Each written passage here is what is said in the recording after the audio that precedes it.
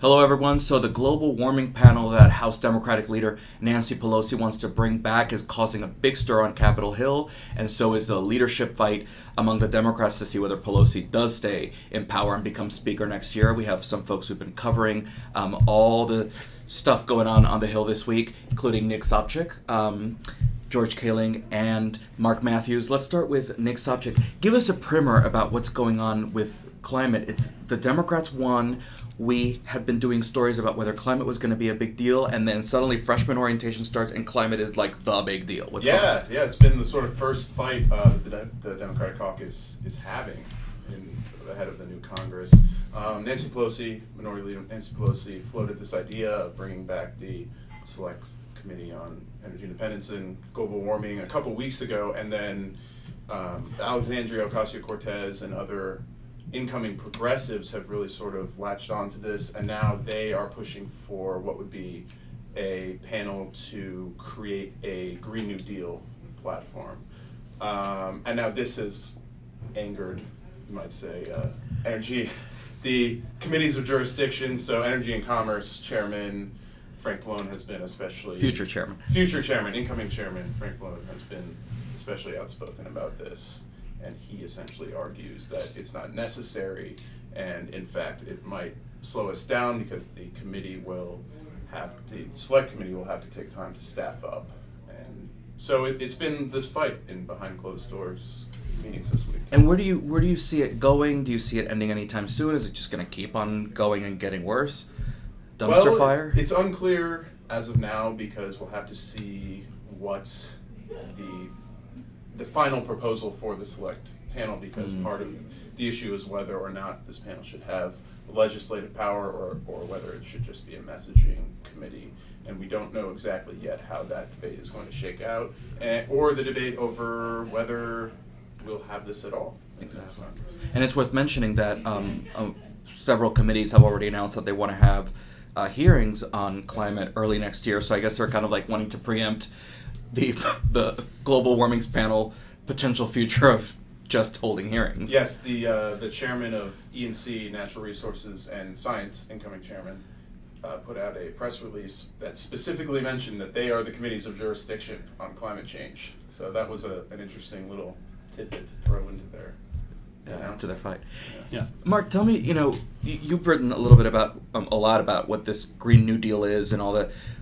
What is it that they want, and is it feasible? Is it something that the caucus can get behind?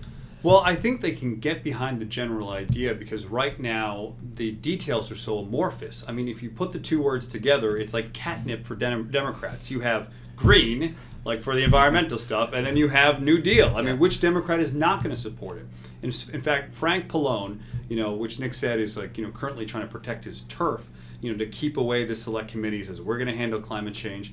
Just this morning, the same protesters were outside Nancy Pelosi's office on Tuesday, were outside his office. And he was going back and forth on Facebook and in his office about these things. And, he disagreed with a couple of their premises. He's like, I don't want the select committee. I don't agree with your idea of having all the committee chairs and leadership not accept fossil fuel contributions. So for a lot of these things, he was against them. But on the Green New Deal, he said, sure, this is something that we can aggressively go after in January. Why? Because right now the details are so out there. I mean, they talk about smart grids, they talk about renewables, they talk about things such as a guaranteed jobs program. Forgetting for a second how any of this is going to work, as a simple messaging strategy and a rallying cry, sure, everyone's going to support that. So he's kind of backing that. I think, and this is all part about, all these really interesting power dynamics that we're seeing on the Hill right now that Nick said. I think that Nancy Pelosi was pretty smart of what she did right here, which was, in response to some of these young Democrats who are calling for this new Green Deal committee, she says, well, let's bring back this select committee, which initially was thought, I was like, well, is she throwing a curveball their way? But now I see her, she's almost co-opting their message a little bit. And for her, who was feuded a little bit with Frank Pallone in the past, this is a little bit of kind of an elbow right here, being like, hey, I'm doing this, and maybe maybe she's able to get some support from some of these new Democrats, like Joe Neguse out of Colorado, by sort of like co-opting their message, and maybe that helps her in her bid to keep her speaker's job. And then George, I want to go to you on this. Do you think it helps her, or do you think it might just blow up in her face by not taking a stand? She seems to be kind of on the sidelines and going to talk. Well, yes. So, sir, the playing field is this: is Nancy Pelosi right now is the only Democrat running for Speaker. She's expected to get the support of her caucus next week for Speaker. However, to win the vote for Speaker, it's a vote of the full House. You need 218 votes. Democrats probably will have somewhere around 230 seats come January 3rd when they vote. And there's already been some signs of defections, 12, 15 Democrats. Nobody's clear on exactly who or how many are saying they might not vote for her. So Pelosi is finding herself scrambling to make sure she has the votes. One of the ways she can secure some of these votes is reeling in the progressives with the Select Climate Caucus. She knows that the committee chairman, Pallone, Grijalva, Neal on Ways and Means, some of the others are going to vote for her. They're committee chairman. They want to keep those jobs. They'll back her. She needs some of the young progressives, the energy there. And I think by offering this, she attracts some of that potentially. It doesn't hurt her to pick this fight. In fact, yesterday, she had a weekly press conference, and she called on me first, and she knew, because I've been bugging her press secretary all week, that I'd want to ask something about the Green Deal. And she was more than happy to talk about this panel and how there was a moral imperative to do climate change. Why? Because she'd rather talk about that than talk about the leadership race. She eventually did take some leadership race questions. She said she had the votes. But this, for her, is a topic that she's good on. She's, the environmental community has long been Nancy Pelosi fans, and it's not hard for her to be seen as supportive of that. I don't think she loses any votes by supporting this, and maybe picks up some from the younger progressives. Yeah, and it's notable too that the League of Conservation Voters came out almost immediately for Nancy Pelosi as for Speaker, and I thought that was an interesting dynamic.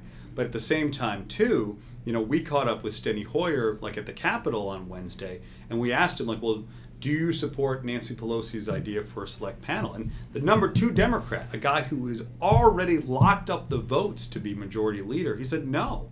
We shouldn't do a select committee. We should keep it with the committees that we have right now. So there is a split between the 1 and 2 Democrats. There is, and it's kind of the longest running feud on Capitol Hill, Steny versus Nancy. It goes back decades, and Hoyer, of course, has the support of a lot of the sort of committee chairman, and that's his base of votes. The Frank Pallones of the world.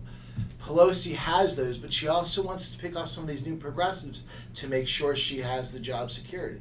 And to your point earlier, I do think there has been a few in the past between Pallone and Pelosi. Pelosi did not back Pallone to be ranking member of this committee in 2014. She backed Ann Eshoo. Apparently her and Pallone have patched things up. They worked on healthcare together. That's what their staff say. They get along a lot better now. They don't have any problems. But maybe we're seeing some of that re-emerging. I mean, revenge is a dish best served cold, right? I mean...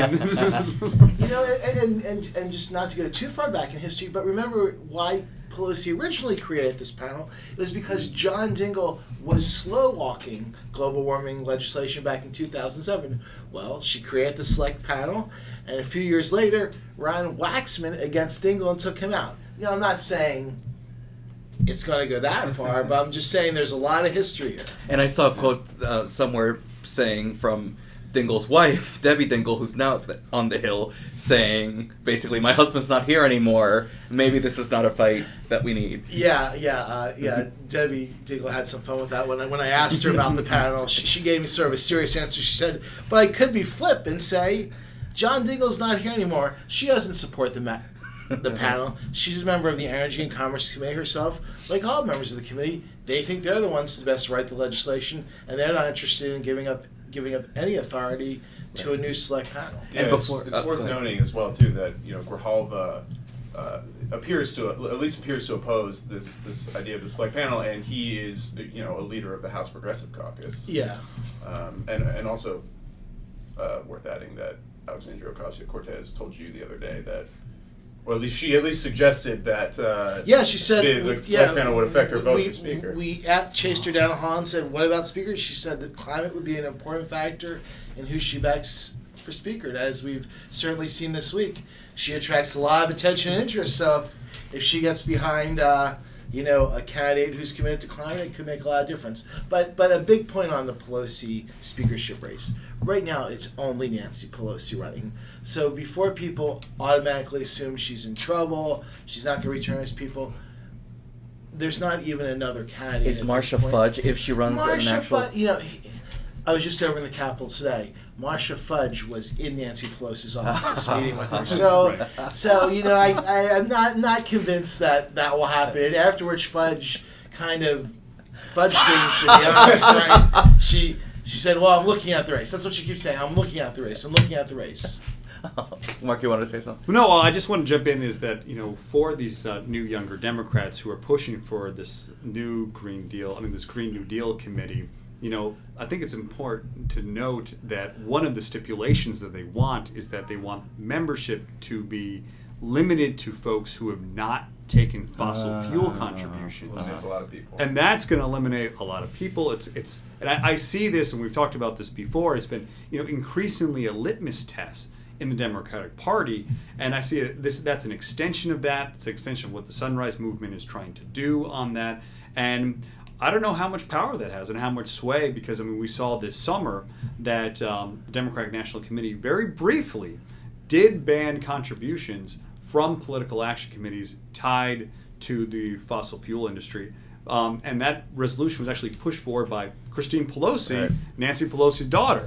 And that was in play for a couple of weeks before it kind of got shot down and pushed back. And so, there is very clearly tension in the Democratic Party over this issue. And I think this is a continuation of that, a manifestation of that. Good. And before we wrap up, the Climate Solutions Caucus, the bipartisan big tent group, it's coming back? It's still alive? It appears to still be alive. They have still around 20, I think, a little over 20 Republicans in the caucus, and that were not eliminated, even though a significant number of their Republicans were taken out in the election. But yeah, it appears to be coming back, and its co-chairman, its Republican co-chairman, Carlos Curbelo, is gone. I just had an interview with him today, and he listed a couple members that could sort of pick up the GOP climate mantle, including Brian Fitzpatrick of Pennsylvania, and Francis Rooney, who is from Florida. So Rooney's an interesting cat. He is. Yeah, I talked to him down in Florida. He has no reason politically to be like gung-ho on climate. Unlike Curbelo, who was facing a district that went for Clinton by 16 percentage points in 2016, he is a safe district around Fort Myers. Trump went down there during the campaign to gin up votes for Rick Scott and Ron DeSantis. This is Trump territory. And let's leave it there, but we'll meet again in this space to keep talking about the transition into a Democratic-controlled House. You can also go to our website, enews.net. There's a reports button on the top right part of the page, which will take you to our Power Shift page.